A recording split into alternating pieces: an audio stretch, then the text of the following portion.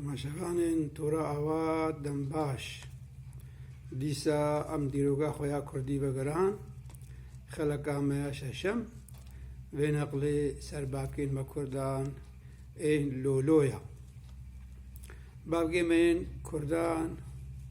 گەلک دەولەت شەهرستانی ئاواکردنا مەبەریان ها بەحسا پێنجا ژوا کرد ئەم گانە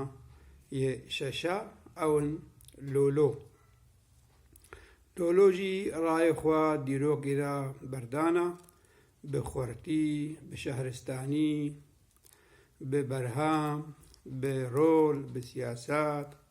دە دیرۆکا مۆزەپۆتامیا دە بگشتی و دە دیرۆکا کوردیدا بە تایبەت ئەو 1705 بەریا زاینێ مانە حتا دۆر 800 بەریا زاینێ بابکێمەیە لۆلۆ شخوا ناوێ لۆلۆ بەریا هەر تشتی ئەم بێژن لۆ دە زمانی کوردیدا حتا ئیرۆژی تێبکارک ئانین ئەم بێژنە مێرا لۆ ئەم بێژنا ژنا لێ لۆ بیماواتە یعنی مێر زلام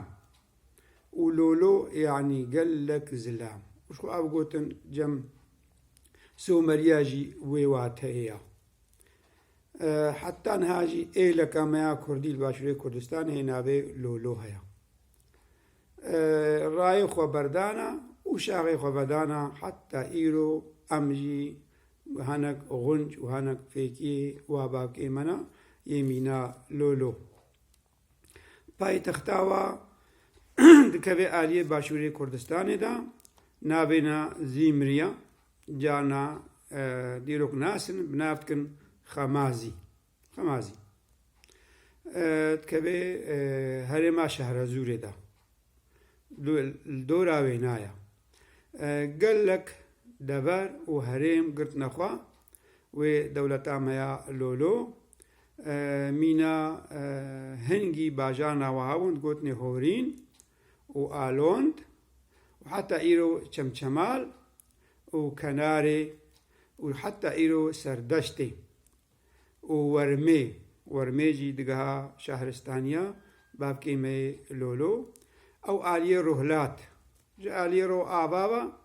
دگهانە هەرێما وانێ هەرێما گۆبێت هەریە بابکێمەی کالتی لێ دەولەتێک ئاواکردن لێ ئەو بەریاوانە بەلکی بێتر 1500 ساڵی بەریا بابکێمەی کالتینە لێ حتا هەرێما وانێ دگها وانە ئالیێ باشوور حتا هەرێما ئاکات و بێداویە هەرێما ئاشوورژی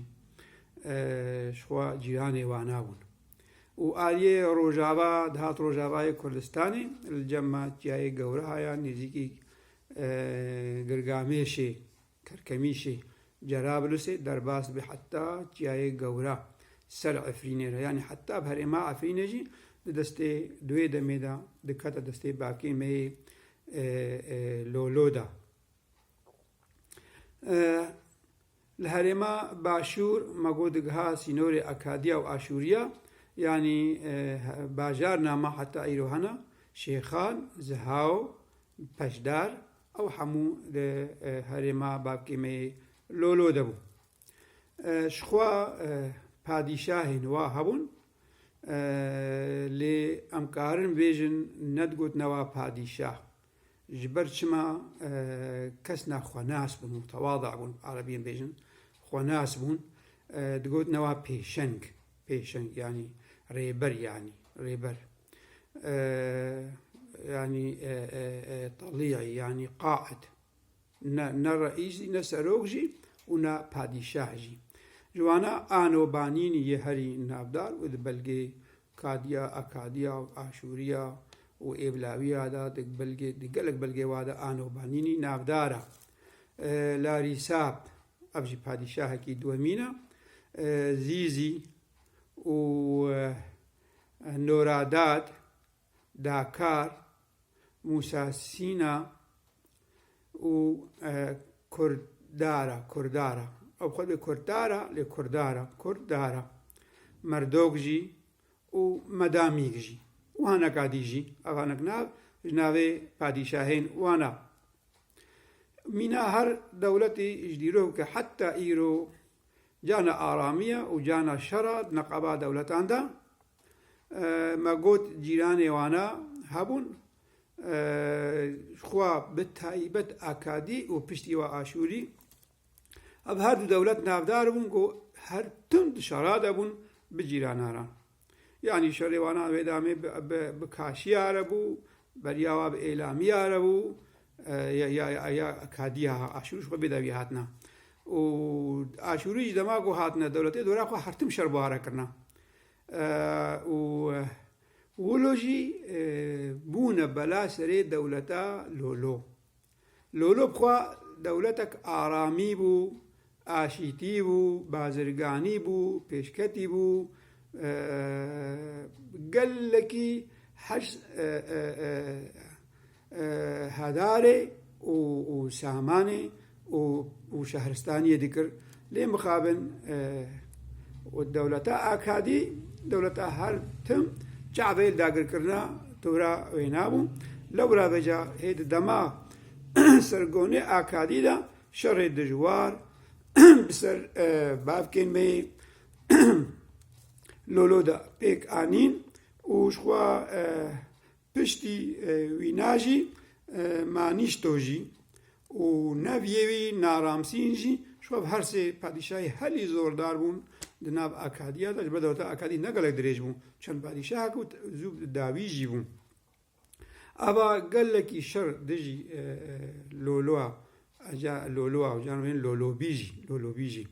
دکرن و نکاری بون کوی دولتی داگر بکن نارامسین پیکرکی وی هیا لهرما شهر زوری هاتیه دیتن دوی پیکری دا پسنی خود وده و نخش لسر چه کرنا و وینر سر چه کرنا و کولانا و دده خویا کرن به چاوا پیل سکرا لشکری لولواد که و چاوا وادو کجه و چاوا وادو گرینه اللي قال لك لي كوريان بيجن ابنا ناراستا هني تاني باسداريا پادشاهي سر خو بچونه پسني خو ما بدانا ابني غاري هني شيكرنا حتى انا او بيكري لولو نافدارا د چاندا مزبوتاميا حمو هذا لولو جبلا وشرين اكاديا راحت نبون حتى جو فيشتيوا مجور بنا اب اكاديها بشري كاشيا و اعلاميا ونخاسم دماغو بافكي مي غوتي هاتنا ابجي قالكي نافدار الديرو كده شري هومان ماندا دماغو غوتيا ولولوا وبافكي مي اندي تركي وخوريا ارتشك هفبش کرنا و پیشری اکادیا کرنا و پی اکادی شکاندنا و خبردانا هریما باشوری موزبوتامیا داجی لولوجی دوی شری هومان مان دادا قال لك رولا وهابو بپسمامین و گوتیرا پشتی وی دمی دولتا لولو در حتیه کیرا در باسم آشوری اوجي دور 1500 هاتم ل بافكي ميتاني اگو پایتختا واشوکانی که هریبو آشوریا بن پیبکی و آشوریا بشکینی و چاوسوریا واجی ومرینی و حتی اگو خاک و ولاطی آشوریا بنستی میتانیا دابون لو را بجا آشوری دماغو بون جیرانه لولوا مترسينا و إيريشينوا كيمبون ونمان بسر لولوادا يعني قوشر هابانجي نخوارد باش برچه بر ما في اوتونومي دستي وادبو او دستي ميتانيا دبو و ميتانيا بغريدايون حتى كنجي حتى دور 1300 بريا زايني هنا ب 1205 بريا زايني دوی دمیدا آشوریا سرخوبونا خو رزگاریا خوجستی میتانیا درخست نوکا وجه مترسینا و لسر لولوبیا و لولا گلکی خوارت بو و کتنا شرادا بوانا و بهتری 350 سالی کتنا شریف لولو بیادا يعني نزيكا 1300 حتى بريا هزاري بريا زايني ويقاسي هناك ب 350 سالي كتنا شردا وقالك تالاني جيب كارتانين كشتن كارتانين باجاري واوي راند كرن عردا وادا قرد كرن وشغيني ويك ملطي واد راباندن تانين اسيد كرن ديل دكرن وتكرنا كولي خوا دكارا دا دكارغا دا دشارا دكنا زندانا دا يعني قال لك اشوريا بيستوري ونخوشي انيا سري بابكيما يه اللولوا وجايني ولوجي اول خداوند نواجي درواندن تانين الجمخوا لي تشتاب الكشتي دا دماغو او خداوند تانين خرانت كرن خران وكا مينا خداوند مردوك و يولوانا خرانت كرن خيابو باوريا وا ويا لولوا يك بو بيدمي يك بو خداوندا تانين شورا د بارستن و عليكي دي بجي زاناين وا هشمندين وا و آلابي وا و شيوي وا بازرگاني هريه پیشکتی تانين شورا بكار تانين و د سوقين خدا و نابندين خدا كنا خدمتا پیشکتنا چاندا خدا يعني اجبرگو مقولولو بزانياري قالك نافدار بوم ببيشة سازية ببيشة بالصناعات بأصنافة قالك نافدار بوم وآشوريا أو كسيوا كوش برد كنتاني ناف خدا وشخورا بكار تانين وذكرنا خزمتا خدا خالق عديجي باركش مقو هنگي آكادي وبشتوار آشور هنگي ستم كاربون قدر كسا وقدر جهة الجموانا نبو حتى پادشاه جانا قود شرادة بسرد كتن و پادشاهن يان پیشنگين لولوا دگرتن تانين دكشتن يان دار بكرن او سي پیشنگ يعني مگو نابوانا پادشاه بو پیشنگين لولوا آنين و كشتن جوا مينا داكار پادشاه گوبریانا منابی گود و موسیسانجی و مردوکجی هر سه پادشاه آنین و کشتن و مگو پیشسازی واناجی دانین دکرنا کول خوا و خدمت بواده کرن و لولوجی کنگی دستی وانا رزگار بون پشتیگو دولت کالتی دولت کالتی 1200 آبا بون و هزاری ده خورد بون کالتیا کاری بو پشتگیریا لولوا بکن و آشوریا رزگار بکن وش خدما کی اخسار میدی هات دولتا میدی چه کرج بنی خاک و والله تب رزگار کرن جا آشوریا او دما پاس دبو بیده بو او 612 بریا زاینی بو خاکا روحلات و باشور و جوای کسانی حتی بشک رجابای می ایروجی با کوری سوریجی او جی حموچک میدیا رزگار کر کوریک هنگی استمکاریه جی رزگار بون حاجی لولونا ما گوت شهرستانیا و گل خورتو دالی جواکی و چانده دا جاران آشوری جی وقت دماغو آرامی چه بون او آرامی نابره طنگ بون دماغو آرامی چه بون تیکلین اشتیانه جی بلولو آرد بکرن نچار دبون گو تیکلیه بازرگانی جی سوده جواب بگرن نخاسم لولو خود آلیه بازرگانی دا فرض کر بسر حریمی و ریا بازرگانی یا گو ناو دولتی جرغلات دهات الروح الآباد آلیه هندستانی وارا درباس بود کرسانی را د جم لولو را درباس بود هات آلیه روجاوا ويريه نقول ريد دستي لولوا دبو لورا ويجا باندورا لولوا هبو و آشوريجي تيكلين خوا ب لولوا على جارنا سروي بازرگانيت بكرن يعني شرجي دمشي و تيكليه بازرگاني دمشي نخاسم باجارين لولو هنگي پیشکتی بون يعني چه باجاره پیشکتی بي بنگها پیشسازی آمورا کلوملا و پیشکتنی لورا بیجا ئەو پێشکەتنەوە باژاران دەبوو کرین و فرۆتنا کەلومەلێن بازرگانیە لەو ڕابەجە ئاشوریش نەچاردمان گۆتێکی لیب لۆلۆوارە سەوێ ئاستێ ڤەکربانە یانی باژارێن لۆلۆوان هەرێما مۆزەپۆتامیا دوێ دەماوانادا باژارێن جیواز بوون di pêşketina xwe ya aborî de û ya pêşesazî de û ya civakî de. Lewra bêje aşûrî neçardiman got têkiliya wara vekin. Me got têkiliyên lolowa gihana heta çiyayê gewra herêma Efrînê ser herêma Efrînê re bixwe yanî herêma Efrînê jî wateya wê ew jî pêvegirêdayî bû destê lolowa de bû di wê şaxî de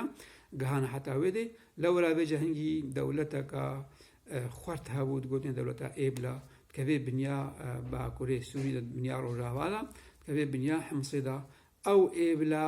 ew ê jî têkilîn ê xwert taybet bazirganî bi lolora vekiribûn û ji xeyna têkiliyê bazirganî wilo jî têkiliyê leşkerî ji ber got gelek cara hewara xwe digihan de lolo dijî êrîşê got hatine ser wêna û lolo jî laşker jêre dirêkirin. Li vêje dema got laşker jêre dirêkirin ew jî peymanê siyasî bûn diplomasiyet û ne bêmefa bûn ne pûçvala bûn. Ew jî ji dêla wêna jî berhemê aborî hebûn tiştê got lolo nebana li cem êblaya hebana êblaya ji dêla wilo didana lolowa. Me got nedgotnewa padîşah ji xwe çi digotnewana xwe digotnewa Nasîko ev kî dibêje Diakonov di Rûsî di pirtûka xwe ya medya da behsa lolowa jî dike dibêje digotnewa Nasîko yanî pêşeng ne yanî padîşah û çî de jî dibêje Cirnot vîlihlim jî dibêje ew jî lêkolîn kiriya dîroka lolowa dibêje di 2700 da beriya zayînê lolowa tîpên xwe zimanê xwe ê taybet peyda kirine. Bêje ew tîp jî nêzîkî ê kêne nêzîkî ê pismamên we ê xorîna ê gotîna ê kaşîna ê êlemîna ê li dora wanan e yên li dora wanan Cirnot bêje ewa tîpin taybet bi rêtim û zaravê xwe ewa afirandibûn û peyda kiribûn. Mînewrîskî çi dibêje girêdana lolowa jî bi Kurda vegirêdî bi taybet fê Mînewrîskî Vladimîr Mînewrîskî ew jî dîroknasekî Rûsya navê pirtûkayîna Mîdî Kurd neviyên Mîdiyan e tê de dibêje Mîdî û lolo koka Kurdan e yanî ev ji me re dibin çin ev dibine bingeh got îro rayê me Kurd e gelek koka me ne yan hingî navê wan ne Kurd jî bê lê em zanin mesela vê xelekê de got nema hingî kardo got kardo hingî navê me jî bû lê ev kesî ha kardo bûn ev kesî ha kardo xwin bi demêre bûwa Kurdo navê min ha Kurdo di zarava da hedi zaravek her zimanek navekî me têne lê ew bavkê me Kurdan dibê got miletê arî jî bûa vegirêdayî ji ber arî piştîwana hatina ev xaleka balkêş e lê em Kurd jî bûa vegirêdayîne ew rayê me ne û li ser xaka me ne di Kurdistanê de ne ji me re dimine hebûn û xwertbûn û çand û ev dibê bersiv ji dagirkera û dijmina re ê got bêjin Kurd bê dîrokin ev nîşanek ev belgeyeke got Vladimîr Mînewrîskî dibêje Mîdî û lolo bavkên Kurdan e hêjan û ta îro gelek şûnwarên va lolowa hene heta îro em katên bi taybet li başûrê Kurdistanê û henekî hingî xwertibûn berdewam bûn heta niha li Rohlat û Bakur yê herî xwert got heta îro têne بناف كرن نها جياكا كيما هيا ناوينا جاي سماقيا ليد دمالو لودا ناوينا سيماكي بو سيماكي كازو هاتيا غهارتن دزمادا كابوا قا ناوي دمالو لودا سيماكي بو ولوجي تشي تكيجي جاي ازميرو جاره ناوی آزیرو بو دا کام ورن وی گوت نیجی نهاجی لروجاوای کردستان هرما که به هرما ازمیره مزی او خاصو بالا مدکشنه هنگی جیاگا کی لولو هاو ناوینا ازمیرو بو ناوینا آزیرو بو نهاوا ازمیرو و او باجار جی بجد دیش ازمیرون حال کردستانی هم او چیا لی ازمیر باجاره که نهاد دسته دولت ترک دیا لنزیکی هرما میرسینیا سر دریا سپیریا یعنی کبی آلی روجابای کردستانی دا ولوجی نه چیای کلاری و هرما کلاری ها هنگی دما لولو دا ناوینا کلارا يعني اوينا بي خو واقع نابا خو جنگي ببكشان دي حتى ايرو نشانا جو هابونا نتوا كردا نها باجارك يا نابينا مسوا جان بجن مصو تي باسا خو گراند كي دبي مصو او باجا نابي هنگي ميشو نها باجاري خورماتو نافدارا لباشوري كردستاني هنگی ناوینا خوراتو ام زانن گو خور دو کردی دا روژا ام ویگی زانن یعنی کی دجمن چit بیجی بلا بیجی ناوینا روژا نها حتی ایرو برای میسوری بجن خور آوا و خور هلات یعنی روهلات و یعنی روژ آوا وشخوا اب ناوی خور ده چنده مایا کردی دا زمانه مدا که دیه صد ناوی دا بهتر حتی ناوی سوري جخوري هادية جروجي هادية أولاتي سوري جاي أو جوجة بابكي ما خوريبو يعني نشانه جو بابكي ما يكن البرجو زمان يوا قالك نزيك هوا وشان دواجي قالك نزيك هوا جميع زابيق وحتى نهاي جميع نهدار باكوري كردستان تيت كذي باشي كردستان دزابنا هنجي نابينا زابان بو نابينا جميع